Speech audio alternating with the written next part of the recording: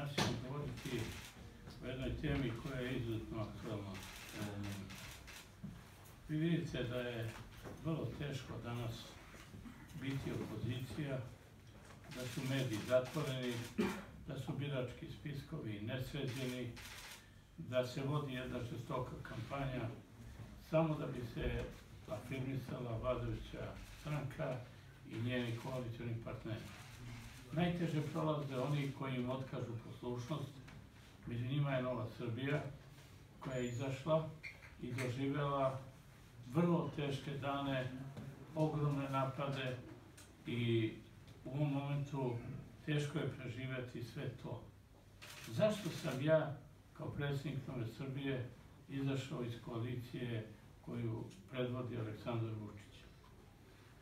Ja sam lepo dao i neke izjave i pre toga. U redu, ja vas razumem ako malo kraduckate, ali mnogo kradete. I teško je opstati sa tolikom krađom. Država ne može da opstane, sistem ne može da funkcioniše sa tolikom krađom. Ja sam o tome govorio više puta, sa nestručnošću i onim svim što se događa u Srbiji. Ne mogu ljudi koji ne znaju ništa da vode velike državne poslove. Ali, nažalost, nisam uspeo u tome i zato sam ja izašao i kad sam rekao da nikad ne bi mogao da zamislim sebi u vladi koju prevodi Ana Brnabić, niti u koaliciji koja podržava tu vlast. Ja sam za danas spremio jednu krivičnu prijavu protiv Zorane Mihajlović koju ćemo danas zvanično predati. Obraća se Tužilaštvu za organizovani kriminal u Beogradu, Republičkom javnom tužilaštvu u Beogradu.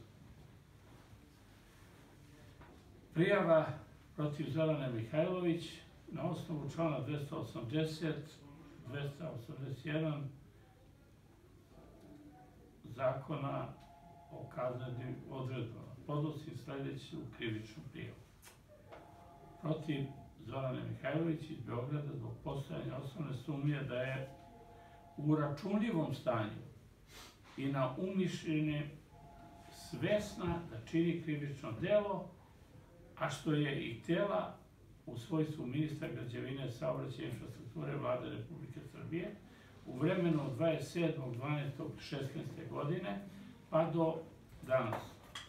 Kao službeno lice svesno propustila da prijavi krivično delo zloupotrebe službenog položaja, propisano članom 359 stav 3 u vezi stava 1 krivičnog zakona, učinjeno od strane direktora javnog preduzeća Koridori Dmitra Đurovića povodom izgradnje 4. deonice na autoputu E80 Niš-Dimitrovgrad, odnosno izvršenih plaćanja s tim u vezi, izvršenim bez osnova izvođaču radova Aktor iz Grčke, a za koje je saznala u vršenju svoje dužnosti nakon sačinjenog izveštaja broj 119.01.360/2016/03 od 27.12.16. godine od strane posebne radne grupe koju je formirala i sopstvenim rešenjem za koje je krivično delo po zakonu može izreći se kazna od 5 godina zatvora i više. A dužno je da se tera po službenoj dužnosti. A čime je izvršila krivično delo neprijavljivanja krivičnog dela i učinioca 332 stav 2 krivičnog zakona. Obrazloženje je da u prilogu se dostavlja izveštaj radne grupe koje je sačinila Zorana Mihajlović, a tu radnu grupu su činili njeni saradnici koji su, znači, konstatovali sledeće. Predsjednik radne grupe je bio Staša Stojanović, VD pomoćnik ministra, rukovodioc posebne radne grupe, zatim Predrag Pavlica, stručni saradnik, Nebojša Pavlović, diplomirani građevinski inženjer, Vladimir Ćurčić, građevinski inženjer i Jovana Atanacković, VD, pomoćnik ministra. Po ovoj radnoj grupi ukupno je ukradeno na Koridoru 10 od duplo uplaćenog avansa 1.272.000.000 dinara, zatim oslobađanjem garantnih depozita ukupno je Srbija izgubila 440 miliona dinara, zatim odbijanjem odštetnih zahteva 1.181.000.000, što ukupno iznosi 2.895.000.000 ili 23.357.250.000 eura. Ovo je jedna od prvih krivičnih prijava koja je potpuno obrazložena.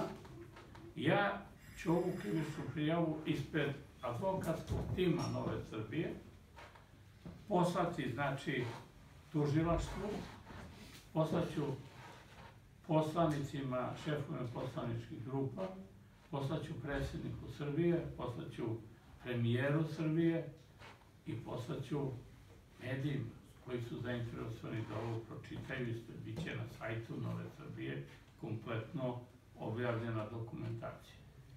Ovo je prva krivična prijava od niza krivičnih prijava koje će doći.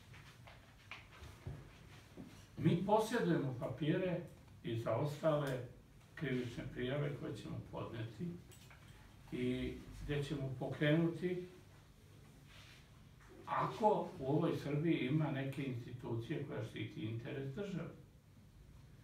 Nama je cilj da se pravda zadovolji i da se ove pare koje su pokradene, a one su prema našoj dokumentaciji koju mi posjedujemo preko 400 miliona eura, sada u ovom momentu 400 miliona eura je izuzetno velika cifra za Srbiju.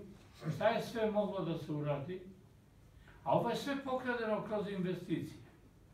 Znači, zato i ova vladajuća koalicija sada ide samo u velike investicije, sklapa ugovore, bez tendera, što sam više puta ponovio, slobodnim pogodbama, u saradnji sa njima poznatim političarima iz sveta, i tako Srbiju zadužuje i tako uzima ogromne količine novca koji se slivaju u privatne džepove. Teško je nekoga ko uzme 1 milijardu eura pobediti na izborima. I zato predsjednik kaže, mene niko ne može da pobedi na izborima. Ne može, naravno ne može. Toliko niko ne može da uloži u kampanju koliko on može. Niko ne može javno da kupuje glasove što se sad događa. Besmisleni su izbori u Lučanima i Guči, u Dragačevu. Ako se intenzivno radi od kuće do kuće i ne pita za cenu da se dobiju glasove. Besmisleno je bilo izaći u Majdanpeku, u Mionici, u tim malim mestima koje oni puštaju kao probni balon da bi dizali rejting stranke i objašnjavali kako i svi drugi nisu dorasli do kolena. Besmisleno ako se ovako uzima državni novac. Jesu to kreditne linije, a to će generacije koje dolaze morati da plate. Za ove kreditne linije se daju državne garancije. Ko ugovara poslove, kako i na koji način? Ja ponavljam, ovu zemlju vode nestručni ljudi. Ja sam neki dan imao havariju koja se dogodila, bila je tu policija na autoputu prema Nišu. Neobezbeđeni radovi, bezakonje, nestručnost, ljudi iz puteva, ljudi zaduženi da rade svoj posao, svi su u biznisu, svi rade na koridorima, svi imaju svoje firme, puna im je glava cifara koje se vrte i tako dalje, baš ih briga za neku tamo državu. Zato nije ni čudo što je juče pukao nadvožnjak u Čačku. Ja sam opomenuo nadležne da se radi nestručno, da ne može saobraćaj na tom delu da se prebaci na jednu traku koja je opterećena sa 1000 tona vozila odjednom, dok se druga traka sanira, ako imamo jedan centralni stub koji se od polovine razvija u 2 nosača koji nose nadvožnjak. Znači, kad prebacite saobraćaj na jednu stranu, stvorite nemate kontrateg, direktno dolazi do pucanja i tako dalje. Mi smo to sanirali pre 15 godina, ali smo radili, kako nauka kaže, i struka. I prekinuli smo saobraćaj, uradili sanaciju, napravili alternativni prelaz i završili posao. Ovo što se sada radi je van struke, van svega. Te velike štete koje nastaju koštaju Srbiju, ali ne vredi pričati o nestručnosti ministarke i njenih saradnika. Njima je samo novac u glavi. Naravno, njihovi najbliži članovi porodice su izvođači, kod stranih kompanija podizvođači i tu su u ogromnom poslu. Njihovi klijenti koji rade, prave ogromne hotele, razbacuju se parama, iznajmljuju avione, putuju po svetu, bahato se ponašaju i tako dalje, kupuju 1000 i 1000 hektara zemlje, prave jade po Srbiji, sve na grbači ovog naroda, na pljački kroz investicije. Vučiću i SNS-u, posle svih ovih dokaza, treba zabraniti da se bave politikom. Jer su stranku zloupotrebili kao preduzeće koje ovu državu vodi u propast. Ova država za 10 godina će se raspasti. Neće moći da drži ono sve što je opljačkano godinama, što je zaduženo, neće imati od čega da plati. Srbiji se uništilo selo, uništilo sve. Srbija se polako gasi. Ja imam izjavu gradonačelnika Čačka koji daje izjavu da je srećan što se pravi kurs i obučavaju mladi ljudi koji će odmah moći da nađu posao u inostranstvu i da napuste zemlju, a on je srećan zbog toga, jer će on nepismeni konobar ostati da bude gradonačelnik. A svi oni pismeni će da odu.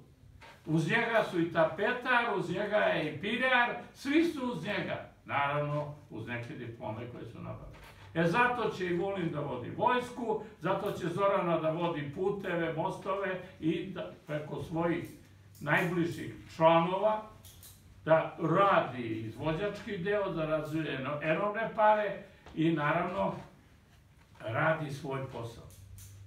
Ja znam šta je tu problem. Ovaj njen izveštaj koji je ona napisala i potpisala je vrlo dobar, odličan, ali zašto ga je zataškala? Da bi sakrila svoje učešće u izvođenju radova, jer je ovim ucenjivala predsjednika, čiji brat isto izvodi te iste radove. I njegovi saradnici. Znači da bi rekla, evo majstore, ovo imam ja za vas, sad da čutite i ja tu radim. Pa je ovo sakrila i naravno stavila u fioku i ćuti. Međutim, ako sud bude ćutao, onda ova država treba da ugasi Ministarstvo pravde, treba da ugasi tužilaštvo i tužioca treba da pošalje kući. Nema šta da radi čovjek, ako ovo ne preduzme ništa. Naravno, Zorana mene mrzi, zato što imam sve papire i znam šta sve radi.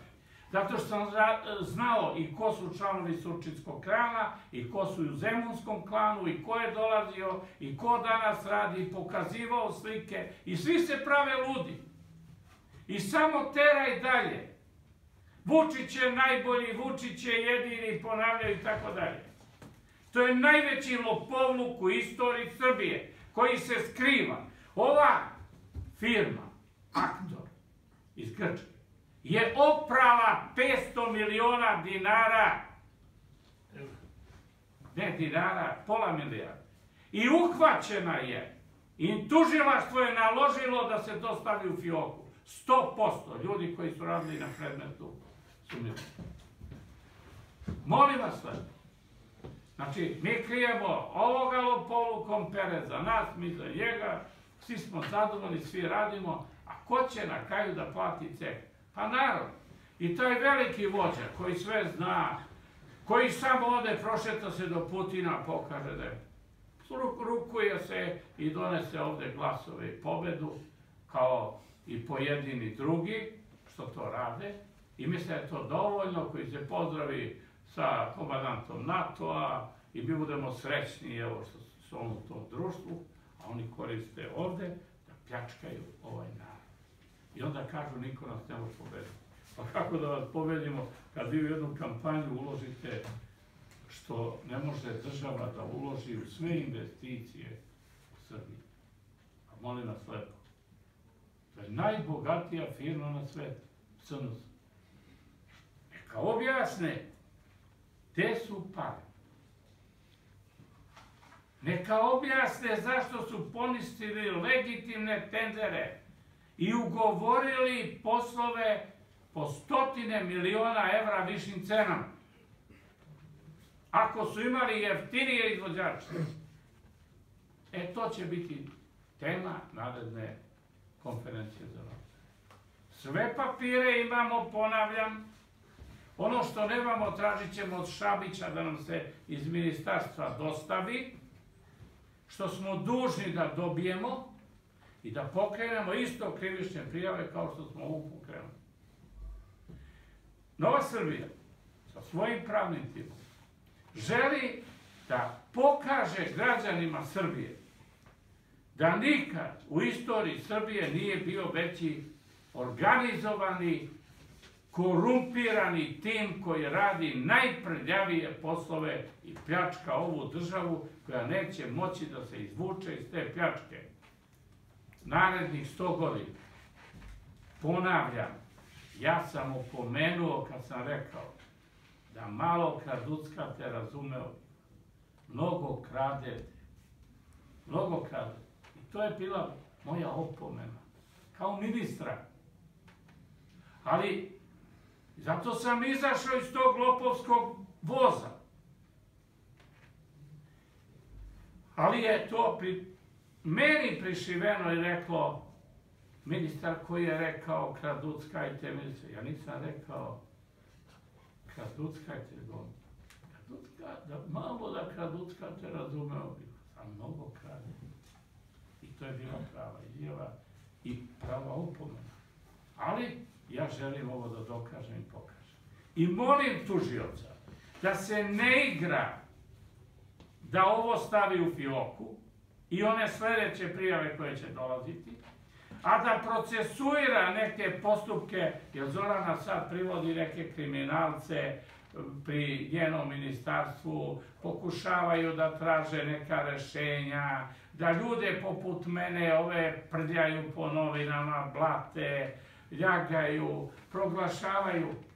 Ja ponavljam, kao ministar u više mandata, kontrolisan sam od svih službi koje postoje. Nigde nije nađeno da 1 euro nije bio u redu.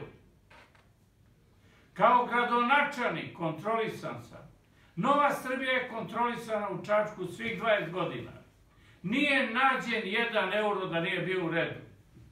Neću fleku da mi neko pripisuje na moju karijeru koja je bila poštena, čestita i u interesu građana Srbije. Nova Srbija nije uzela 1 euro državnog budžeta na ovakav način. Nije uzela. A ovi koji se uzeli morat će kroz lustraciju da prođu. Te stranke mora da se zabrane. Ovde je lustracija neophodna. Da se zabrani rad političkih stranaka koje su iscrpele ovu državu kroz investicije, kroz poslove bez tendera, kroz svoje privatne firme. Nema te sile da se prenesu osnivačka prava. Premijerka prenela osnivačka prava na svog brata i dobila posao od vlade Republike Srbije. Da li još to ima negde u svetu? nema. Prema tome, počet ćemo, evo danas smo počeli, moramo krivičnim prijavom, ako ima čestitih i poštenih sudija, neka sud, ako ima u tužilaštvu čestitih i poštenih ljudi, neka odrade svoj posao. A ne da im neko nalaže ovo skloni, a daj ovome nađi nešto, bilo šta mu nađi. To mora da zaboravi. Ova će vlast biti još kratko. Ali kad ode, zapamtite, svi papiri postoje. Odgovarat će se i za kiparske pare, i za prodaju banaka, i za prodaju aerodroma, i za prodaju aviokompanije, i za prodaju PKB-a. Svi papiri postoje. Prodali ste đavolu dušu za pare i kupujete posle narod, ovu jadnu sirotinju, što vaš koalicioni partner kaže 1000 dinara za gospođu, 2000 za gospodina, i to javno pred kamerama. Sram vas bilo.